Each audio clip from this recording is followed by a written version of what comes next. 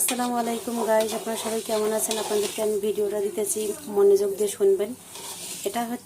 এগুলো হচ্ছে আপনারা দেখেন, আমি ভিতর থেকে দেখাই।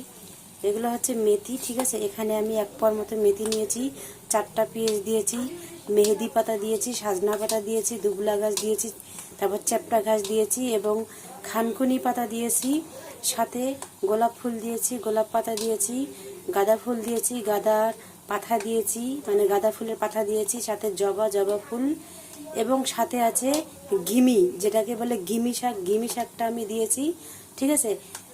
এবং তার সাথে আছে কালা কিশোর এবং ইউক্যালিপটাসের পাতা, ঠিক আছে। সম্পূর্ণ মিলিয়ে আমি এই তেলটা বানাচ্ছি। এই তেলটা আপনার মাথায় দিলে চুল অনেক সিল্কি হবে এবং সাথে চুল পড়া বন্ধ হবে।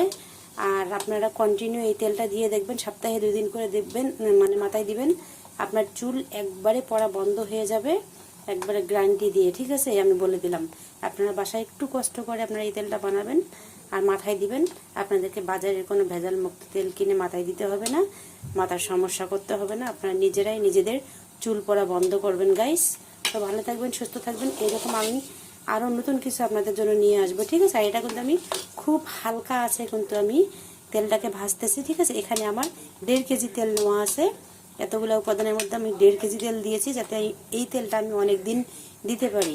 ও সাথে আপনারা চাইলে আমলকি এবং বহেরা দিতে পারেন।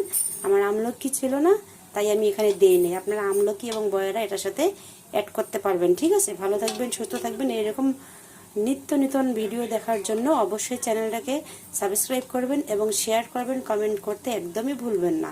টাটা।